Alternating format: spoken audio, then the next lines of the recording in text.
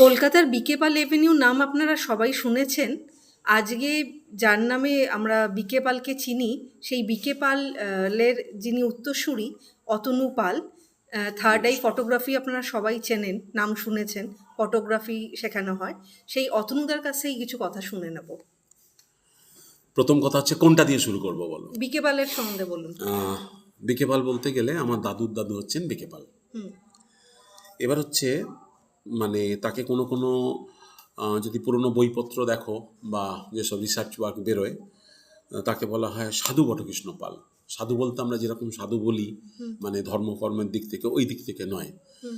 কীরকম ধরনের, প্রথম জীবনে উনি ছিলেন হাওড়া জেলার বাসিন্দা আর কি, মামা বাড়িতে মানুষ, অত্যন্ত গরিব, মানে গরিব অবস্থা। যখন আস্তে আস্তে বিকেপালের একটু বয়স বাড়লো, রাস্তাঘাটে যে পুরনো ওই শিশি বোতল, ধরো হরলিক্স খেয়েছে, হরলিক্স হচ্ছে কোনো ওষুধ খেয়েছে, শিশি বোতল ধুয়ে আবার যে নতুন করে আবার মানে পরিষ্কার করে বাজারে যেত, তার কাজ ছিল তার, মানে শিশি বোতল ধোয়া বলা হয়। আচ্ছা। করতে করতে যখন আস্তে আস্তে বিকেপাল বড় হলেন, তিনি করলেন কি, মদের দোকান করলেন। আচ্ছা। বেশ আস্তে আস্তে করে, সুরা তো সবসময় সে সুরদাসের কথা অনুযায়ী আর কি, হুম। যে গোয়ালাকে বাড়ি বাড়ি গিয়ে দুধ বিক্রি করতে হয়, আর মদের দোকানে সবাই ছুটে ছুটে আসে, এরকম ধরনের করে খুব নাম করলেন, পয়সাও বানালেন। আচ্ছা। একদিন খুব অনুশোচনা হলো, যাতে আমরা হচ্ছি গন্ধবণিক, মানে গন্ধজাত বিষয় যেসব বিক্রি হয়, ওষুধ, কি বলবো তোমার, দশকর্মা, হুম। কর্পূর, হিং, যত গন্ধজাত দ্রব্য আর হুম। কি এরকম, তার মধ্যে মদও পড়ছে, ওষুধও আচ্ছা। পড়ছে। তো উনি ঠিক করলেন ওষুধের দোকান করবেন, আচ্ছা। ওষুধ বিক্রি করবেন। বটকৃষ্ণ পাল যখন মদ বিক্রি করে, মানে সুরা বিক্রি করে একটু পয়সাপত্র পেলেন, তার মনে একটু অনুশোচনা হলো যে শিশি বোতল ধুচ্ছিলাম, তারপর ওখান থেকে মদের ব্যবসা করলাম, খুব ভালো কথা, টাকা রোজগারই তো শেষ কথা নয়, বরং এমন কিছু করি যাতে মানুষের সেবাও করা যাবে, দুটো পয়সাও পাবো। তখন করলেন কি, ওষুধ বিক্রি করতে শুরু করলেন।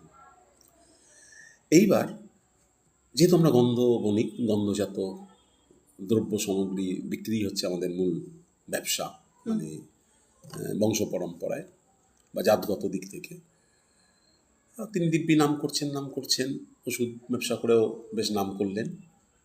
এবার এলো এমন একটা সময়, তখন হচ্ছে সারা কলকাতা, আজকে যেরকম আমরা কবছর আগে করোনাতে ঘাবড়ে গেছিলাম, এলো ম্যালেরিয়া। কারোর বাড়িতে ম্যালেরিয়া ধরা পড়লে তখন একদম মানে শেষ জীবনে পাড়ি দিচ্ছে এরকম একটা অবস্থা হয়ে যেত। তিনি একটা ওষুধ বের করলেন, অ্যান্টি ম্যালেরিয়াল স্পেসিফিক বলে, এডওয়ার্ডস টনিক। সেটা তখন ওই ঠিক যেমন করোনার বিভিন্ন ভ্যাকসিন, সেই রকম জনপ্রিয় হয়ে গেল তখন অবিভক্ত ভারতবর্ষ, ভারত বাংলাদেশ হয়নি, ভারত পাকিস্তান মানে সব একসঙ্গে আর কি। বিক্রি শুরু হলো, বটকৃষ্ণ পাল প্রচুর নাম পেলেন। এইবার হলো যেটা আজও খুব অবাক লাগে, যখন প্রচুর পয়সা হচ্ছে, নাম হচ্ছে, প্রচুর মানুষ বেঁচে যাচ্ছে, বিকে পালের নামে, বটকৃষ্ণ পালের নামে জয়ধ্বনি করছে, খুব স্বাভাবিক যখন একটু হলো, তখনকার মানুষের যেটা ছিল, নয় সোনা কেনা নয় জমি কেনা। আমরা ইকোনমিক্সের ভাষায় বলি যে দেশে যুদ্ধ কম লাগে জমি কেনা সবচেয়ে লাভজনক, আর যে দেশে যুদ্ধ লাগে সে দেশে সোনা কিনলে ভালো, যাতে তাড়াতাড়ি পালিয়ে যেতে পারে, অন্য জায়গায় স্থানান্তরিত করতে পারে। জমি জমাও করে ফেললেন। করতে করতে তখনও তার মনে, বটকৃষ্ণ পাল যখন ওষুধ বিক্রি করে প্রচুর নাম করলেন, তখনও তার মনে শান্তি নেই। কী করবেন, মানব সেবা করতে হবে। তিনি করলেন কি, এটা আজকে যারা এই কর্পোরেট ওয়ার্ল্ডের বিভিন্ন ব্যবসা বাণিজ্য নিয়ে হইহট্টগোল বাঁধায়, তাদের মানে মাথাতেও আসবে না। তিনি ঠিক করলেন এই যে anti malarial specific Edwards tonic, তিনি রোববার রোববার দোকান বন্ধ থাকলে বিক্রি করবেন না, বিলোবেন।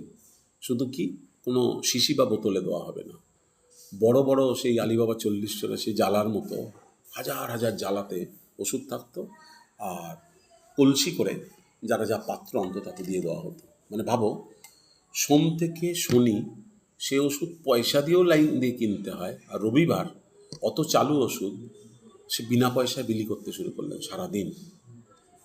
প্রচুর মানুষ সারা রাত্রির জেগে মানে লাইন দিয়ে নিতেন, এবং একদল করতে শুরু করলেন কি, পরের দিনই সোমবার আবার তো বিক্রি হবে, তারা রাস্তাতেই বসে যেতেন, তারা শিশিতে ভরে করে বিক্রি করতে শুরু করলেন।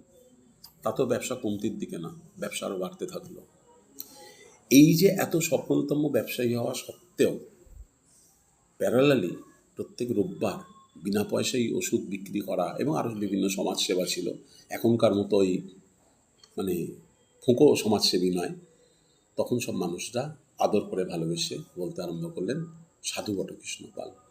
এবং সেই বটকৃষ্ণ পাল থেকে বিকে পাল, সেখান থেকে বিকে পাল এভিনিউ, বিকে পাল ইনস্টিটিউশন, বিকে পাল লেন, বিকে পাল পার্ক, আর ঘটনাচক্রে অপরলার আশীর্বাদে আমার দাদু বটকৃষ্ণ পাল। এতটুকুই আর কি। Thank you.